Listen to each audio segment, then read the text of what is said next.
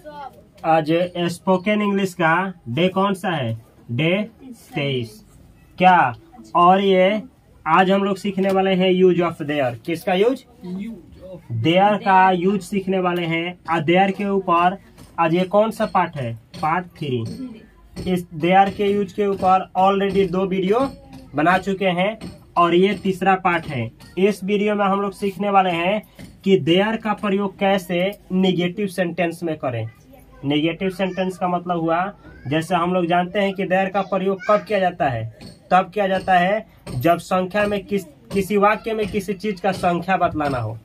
किसी वाक्य में किसी चीज का संख्या बतलाना हो तो किसका यूज होता है? देयर का। या फिर ये बतलाना हो कि कोई चीज किसी चीज के ऊपर है या किसी चीज में है।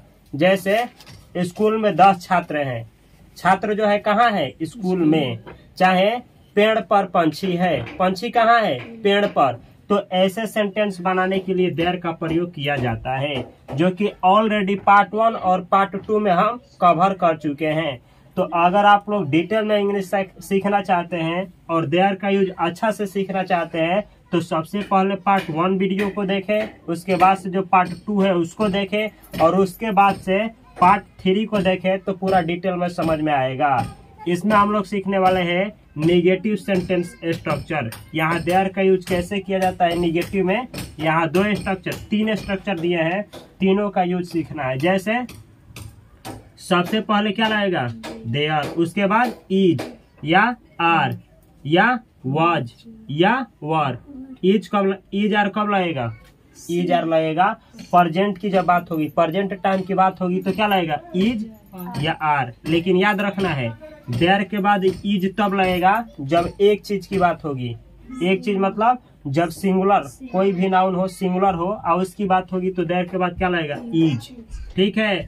या फिर अनकाउंटेबल नाउन होगा, जैसे पानी हो गया, तेल हो गया, दूध हो गया या खुशी हो गया, उदासी हो गया। ऐसे अनकाउंटेबल नाउन के लिए देयर के बाद क्या लगेगा? इज।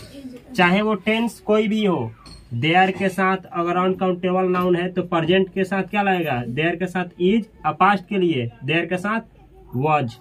अगर प्लूरल की बात हो तो देयर के साथ प्रेजेंट में क्या लगेगा? आर। और पास्ट में क्या लगेगा? देयर के साथ वर। तो देयर के साथ लगेगा इज या आर प्रेजेंट के लिए। पास्ट के लिए लगेगा वाज या वर। उसके बाद से लगाना है क्या चीज? नॉट। उसके बाद लगेगा नॉट। या फिर नॉट ना लगा करके हम क्या लगा सकते हैं? यहीं पे नो भी लगाएंगे, लेकिन किस केस में आगे बतलाएंगे हम। उसके बाद आएगा काउंटेबल नाउन या फिर अनकाउंटेबल नाउन। अगर सेंटेंस में अनकाउंटेबल नाउन आया तो देयर के साथ हमेशा क्या लगेगा? इज प्रेजेंट के लिए, और पास्ट के लिए वाज। ये हमेशा याद रखना है। ठीक है। और आगे अगर मे वाक्य में है तो मे के लिए क्या अंग्रेजी लिखा जाएगा? इन। अगर पर है तो ऑन। अगर के सामने वाक्य में आया है तो इन फ्रंट ऑफ। ठीक है। और उसके बाद से जो अदर वर्ड्स रहेगा वो तो एक बार सीख लिया जाए। देयर इज का हिंदी होता है। देयर इज यानी है। और देयर आर का मतलब होता है। ये नुक्ता वाला, बिंदु वाला है। ठीक है। और देयर वाज का मतलब होता है था या थी, दोनों होता है। अगर आप लोगों से पूछा जाए कि देयर वाज का हिंदी क्या होता है तो था या थी। और देयर वर का हिंदी होता है क्या चीज? थे। किस अर्थ में? किसी चीज के संख्या बतलाने के अर्थ में। ठीक है। ये पहला स्ट्रक्चर है। दूसरा समझा जाए, दूसरा इस तरह से है। सबसे पहले लिखेंगे देयर, उसके बाद से इज या वाज। इज प्रेजेंट के लिए और वाज पास्ट के लिए। उसके बाद लिखेंगे नो। और उसके बाद क्या लिखेंगे? Uncountable noun. वैसा नाउन जिसे गिना नहीं जा सकता है, जैसे पानी हो गया तो अनकाउंटेबल नाउन। में रहेगा तो इन, पर रहेगा तो ऑन। इन फ्रंट ऑफ किसके अर्थ में? के सामने के अर्थ में लगेगा। उसके बाद से अदर वर्ड्स। हिंदी क्या रहेगा इसका? हिंदी क्या होगा? देयर इज नो का मतलब क्या होगा? देयर इज नो का मतलब होगा नहीं है। ठीक है। और देयर वाज नो का मतलब क्या होगा? नहीं था या नहीं थी। समझ में आया है ना? तो प्रेजेंट की बात होगी तो देयर इज, और पास्ट की बात होगी तो देयर वाज। और दोनों के साथ क्या लगेगा? नो। कब? जब बात किसकी होगी, अनकाउंटेबल नाउन की बात होगी, तो क्या लगेगा, नो, नॉट नहीं लगेगा। ठीक है, आगे देखा जाए, एक और है, ऐसे ही सेंटेंस में अगर टाइम दिया हो, जैसे देयर के बाद लगेगा हैज या हैव या हैड, उसके बाद क्या लगेगा, नॉट, उसके बाद बीन। अगर नॉट ना लगाना हो, नॉट ना लगाना हो, अगर अनकाउंटेबल नाउन आ जाए तो बीन के बाद क्या लगाएंगे, नो। सीएन का मतलब काउंटेबल नाउन, या उसके बाद क्या आएगा, अनकाउंटेबल नाउन। मे का मतलब होता है इन, पर रहेगा तो लगाना है ऑन, के सामने रहेगा तो लगाना है इन फ्रंट ऑफ। उसके बाद सिंस या फॉर, सिंस कब लगेगा, जब शुरुआती टाइम पता हो, जैसे वह सुबह से पढ़ता है, कब से, सुबह से। वह अतवार से पढ़ रहा है, चाहे पढ़ता है कब से, अतवार से, दिन पता है। ठीक है, वह 2 महीने से पढ़ रहा है, तो शुरुआती पता है, नहीं है। 2 महीना का मतलब क्या, 12 महीना होता है, एग्जैक्ट पता नहीं है, तो इसके लिए क्या लगेगा, फॉर। जब शुरुआती पॉइंट, स्टार्टिंग समय पता हो तो सिंस, नहीं पता हो तो फॉर। उसके बाद लगाना है टाइम वर्ड। ये स्ट्रक्चर का प्रयोग कैसे होगा, यहाँ पे उदाहरण लेंगे, उदाहरण के द्वारा आसानी से समझना है। जैसे पहला सेंटेंस है, पानी नहीं है। आप लोगों को कहना है कि पानी नहीं है, तो पहला चीज, पानी काउंटेबल होता है क्या, अनकाउंटेबल, अनकाउंटेबल, उसे गिना नहीं जा सकता है। तो हम आप लोगों से पूछे कि पहले तो नहीं है, प्रेजेंट की बात हो रही है, तो नहीं है तो क्या लगेगा, इज लगेगा कि यार, इज लगेगा। क्यों, क्योंकि उसे गिना नहीं जा सकता है। तो इंग्लिश क्या होगा, there is no water, there is no water, पानी नहीं है। क्या ये सेंटेंस सही है, देयर इज नॉट वाटर, ये सेंटेंस सही है कि गलत है, तो ये सेंटेंस गलत है। क्यों गलत है, इसलिए गलत है कि इस स्ट्रक्चर को देखना है। हम क्या बोले हैं, अगर अनकाउंटेबल नाउन आया तो देयर के साथ निगेटिव बनाने के लिए इज आवाज के बाद क्या लगेगा, नो, नॉट नहीं लगेगा, नॉट नहीं आएगा। अगर गिनाने लायक होता तब हम बनाते देयर इज नॉट वाटर, चाहे there is not a water, कुछ ऐसा करके बनाते हैं। लेकिन नॉट नहीं लगेगा, इसलिए कि पानी नहीं गिनाएगा, तो उसको नॉट नहीं लगाना है। इंग्लिश क्या हुआ, देयर इज नो वाटर। कभी भी अगर यहाँ पे गिनाने लायक कुछ ना हो तो क्या लगाना है, नो, हमेशा नो। ठीक है, एक और सेंटेंस देखा जाए, इसी को हम बोल रहे हैं ऐसे, नदी में 2 महीने से पानी नहीं है। एक नदी है, उसमें पानी कितना महीने से नहीं है, 2 महीने से। अब देखिए लो, जब ऐसे सेंटेंस में टाइम आ जाए तो किसका प्रयोग होता है, ये हैव, हैज, हैड, बीन वाला का, इसका।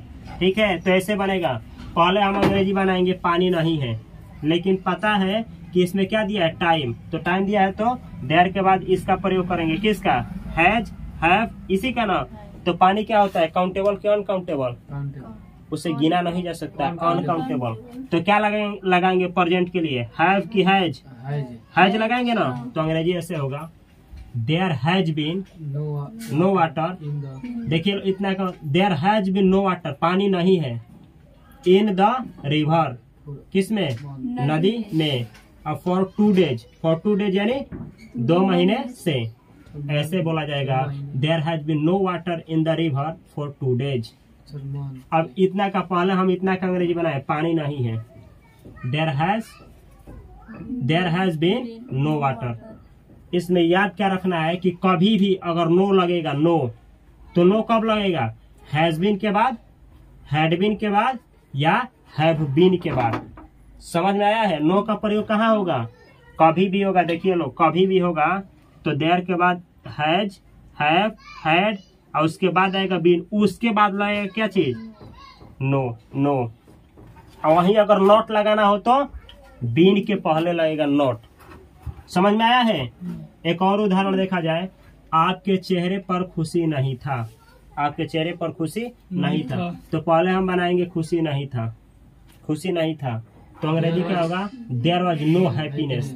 हैप्पीनेस का मतलब होता है खुशी। ये अनकाउंटेबल नाउन है, ऐसे खुशी गिनाएगा, खुशी नहीं गिना जा सकता है, तो इसके साथ क्या लगाएंगे, नो। अंग्रेजी हुआ देयर वॉज नो हैप्पीनेस, खुशी नहीं था। कहाँ नहीं था, आपके चेहरे पर के लिए अंग्रेजी क्या लिखे हैं, यहाँ पे देखना है, पर के लिए ऑन, तो लिखे हैं ऑन। आपके चेहरा, आपका चेहरा का अंग्रेजी क्या होता है, योर फेस, तो अंग्रेजी हुआ there was no happiness on your face. Hindi ऐसे निकाला जाएगा, खुशी नहीं था। कहाँ नहीं था? आपके चेहरे पर, आपके चेहरे पर खुशी नहीं था। समझ में आया है? अगला सेंटेंस देखा जाए, एक कुत्ता, ऐसे लिखा जाएगा, एक कुत्ता नहीं है। एक कुत्ता जो है नहीं है, अंग्रेजी क्या होगा? There is not a dog. There is का मतलब हुआ, देयर इज नॉट का मतलब क्या हुआ? नहीं है। यहाँ नहीं है क्या लिखे हैं? क्या लिखे हैं? देयर इज नॉट, चाहे देयर इज नो भी आए तो हिंदी क्या होगा? नहीं है। क्या देखना है? नहीं है का अंग्रेजी क्या होगा? देयर इज नॉट, नहीं है। क्या चीज? एक कुत्ता, तो क्या होगा? A dog. हिंदी क्या हुआ? एक कुत्ता नहीं है। या फिर सेम सेंटेंस को ऐसे भी बोल सकते हैं, there is no dog, there is no dog. There is यानी इतना का हिंदी क्या हुआ? देयर इज नो का मतलब क्या होता है? नहीं है। देयर इज नो का मतलब क्या होता है? नहीं, यहाँ है, नहीं है। देयर इज नो का मतलब नहीं है। क्या नहीं है? डॉग यानी कुत्ता। तो इसमें कोई अंतर नहीं है। आप एक दूसरे के जगह पे इसका यूज कर सकते हैं आसानी से। समझना क्या है? समझने वाली ये बात है कि अगर नॉट के बाद क्या आए? ए आए। नॉट के बाद ए आए तो नॉट और ए दोनों को हटाइए और उसके जगह पे नो का यूज करिए। जैसे बतला रहे हैं, there is not a pen, एक कॉलम नहीं है। There is not a pen, एक कॉलम नहीं है। इसको नो से कैसे बनेगा? There is no pen. तो नॉट आए क्या हुआ? खत्म। अंग्रेजी हुआ देयर इज नो पेन। समझ में आया है? अच्छा, एक और बनाया जाए। हमको बोलना है एक मार्कर नहीं है, there is not a marker.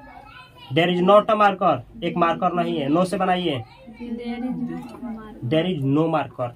यानी नॉट आए क्या हुआ? खत्म हो गया। उसका जगह कौन लिया? नो। तो याद रखना है, अगर नॉट के बाद आर्टिकल में ए आए, अच्छा है कभी कभी ए के जगह पे एन आ जाता है, ए एन। जैसे एक सेव नहीं है, एक सेव। There is not an apple, एक सेव नहीं है। एप्पल के आगे एन आर्टिकल लगता है। There is not an apple, apple नहीं है, एक सेव नहीं है। अब उसको नो से बनाना है तो क्या बोला जाएगा? There is no apple. तो वहां पे क्या हुआ? वहां पे हुआ है कि नॉट के बाद एन आया था, एन एन एन का मतलब ये ए एन। ये सीखना है, नॉट के बाद अगर एन आता है चाहे ए, तो इसको हम लोग हटाएंगे। इस सेम के जगह पे किसका प्रयोग करेंगे? नो का। आसानी से किया जा सकता है। लेकिन एक चीज ये भी याद रखना है, अगर अगर अगर इसके जगह पे अनकाउंटेबल नाउन आया, इसके जगह पे अनकाउंटेबल नाउन आ गया तो नॉट नहीं लगेगा, हमेशा क्या लगेगा? नो। जैसे ये सेंटेंस है, जैसे पानी नहीं ना गिना जाएगा, तो इसके पहले कभी भी नोट नहीं आएगा, कभी नहीं। कभी भी क्या आएगा? नो। यानी वैसा चीज। हाँ, अगर काउंटेबल रहा, काउंटेबल नाउन रहा तो नो आ जाएगा, काउंटेबल रहेगा तो नो आ जाएगा। लेकिन अनकाउंटेबल रहेगा तो केवल और केवल कौन आएगा? केवल नो, नॉट नहीं आएगा। समझ में आया है? एक सेंटेंस और देखा जाए, आप पर कोई शंका नहीं है। मानिए कि कोई आदमी है, उस पर जो बहुत ज्यादा विश्वास करते हैं और कहना है कि आप पर कोई शंका नहीं है, मतलब आप पे कोई शंका नहीं है। अंग्रेजी क्या होगा? पहले बनाना है शंका नहीं है। शंका गिना जाएगा? नहीं। अनकाउंटेबल, शंका नहीं है, अंग्रेजी क्या होगा? There is no doubt. ये अनकाउंटेबल है, गिना नहीं जाएगा, इसीलिए नो लगाए हैं। देयर इज नो डाउट, शंका नहीं है। पर का अंग्रेजी ऑन, आपका अंग्रेजी यू। अंग्रेजी क्या हुआ? There is no doubt on you. तो हिंदी क्या हुआ? शंका नहीं है आप पर, शंका नहीं है आप पर, यानी आप पर शंका नहीं है। ठीक है, ऐसे तोड़ मरोड़ करके अंग्रेजी बनाया जाता है। तो इसका भी क्या हम आप लोगों से जानना चाहते हैं, क्या हम यहाँ नोट लगाएंगे? नहीं, सॉरी, यहाँ नोट लगाएंगे? नोट नहीं। क्यों? क्योंकि ये गिना नहीं जा सकता है। अगर गिना नहीं जा सकता है तो किसका यूज करना है? हमेशा और हमेशा नो का। अगर ये गिनाने लायक होता तो नॉट का प्रयोग करते हैं। ये भी है कि अगर गिनाने लायक होता तो हम चाहते तभी भी नॉट नो का प्रयोग कर सकते थे। कैसे? नॉट आर्टिकल को हटा करके लगा देते नो। समझ में आया है? एक सेंटेंस और, टेबल पर पैसा नहीं है, पैसा नहीं गिनाता है, पैसा को अनकाउंटेबल माना जाता है, ये याद रखना है। ठीक है, पैसा नहीं गिनाता है, रुपया गिनाता है। रुपया पैसा में अंतर होता है। ठीक है, रुपया गिनते हैं लोग, 1 रुपया 2 रुपया, पैसा नहीं। 1 रुपये में कितना पैसा होता है? 100 पैसा। तो पैसा नहीं गिना जाता है, रुपी गिना जाता है, रुपी। तो रुपया को क्या माना जाता है? काउंटेबल। और ये पैसा को क्या माना जाता है? अनकाउंटेबल। पैसा मनी अनकाउंटेबल माना जाता है, याद रखना है। तो जब अनकाउंटेबल माना जाएगा तो ऐसे लिखा जाएगा, there is no money on a table. There is no money मतलब पैसा नहीं है। कहाँ? टेबल पर। अगर टेबल को खास बनाना है तो सिखाया है पिछले वीडियो में, यहाँ क्या लगाएंगे एक जगह पे? द। तो अगर टेबल भी खास हो जाएगा। अब हम ये जानना चाहते हैं, क्या यहाँ पे नोट लगाएं? देयर इज नोट मनी, सही होगा? नहीं होगा। क्यों नहीं होगा? क्योंकि मनी अनकाउंटेबल माना जाता है। समझ में आया है? तो इसको डिटेल में समराइज कर दे कि हम कहना क्या चाहते हैं। इसको जानना है, ऐसे जानना है कि हमेशा देयर का प्रयोग किसी भी वस्तु को बतलाने के लिए किया जाता है। लेकिन याद रखना है, अगर नेगेटिव सेंटेंस है तो देयर के बाद क्या लगेगा? इज, आर या वाज वर। उसके बाद क्या लगेगा? नॉट। और उसके बाद क्या लगेगा? अगर नॉट आया है तो निश्चित है कि उसके बाद क्या लगेगा? Countable noun. Countable noun. अगर नॉट के जगह पे हम नो लगाएंगे तो हमेशा क्या आएगा? Uncountable noun. लेकिन ये भी है कि अगर नो लग गया, नो, तो हमेशा देयर के बाद क्या होगा? आर नहीं होगा, वर नहीं होगा, क्या होगा? इज होगा, नहीं तो वाज होगा। क्यों? इसलिए कि नो तभी लगेगा जब अनकाउंटेबल नाउन आएगा। अनकाउंटेबल नाउन आएगा तो हमेशा वर्ब कौन लगेगा? सिंगुलर। या तो लगेगा इज या नहीं तो लगेगा वाज। समझ में आया है? तो अगर आप लोगों को इस वीडियो से इंग्लिश सीखने में मदद हो रही है तो इस चैनल को सब्सक्राइब करें। और पहले जो भी 2 वीडियो डाले हैं, पार्ट 1 और पार्ट 2, मेरा आप लोगों से रिक्वेस्ट है कि सबसे पहले उस वीडियो को देखें और तब इस वीडियो को एक बार और प्ले करें। आप लोगों को डिटेल में समझ में आएगा। और ऐसे ही इंग्लिश सीखने के लिए इस चैनल को सब्सक्राइब करें। इस चैनल पे आप लोगों को बेसिक से लेकर के एडवांस लेवल तक इंग्लिश सिखाया जाएगा। तो ऐसे ही वीडियो देखने के लिए आप सभी को बहुत सारा प्यार। मैं मिलता हूं अगली वीडियो में, तब तक के लिए आप सभी को धन्यवाद।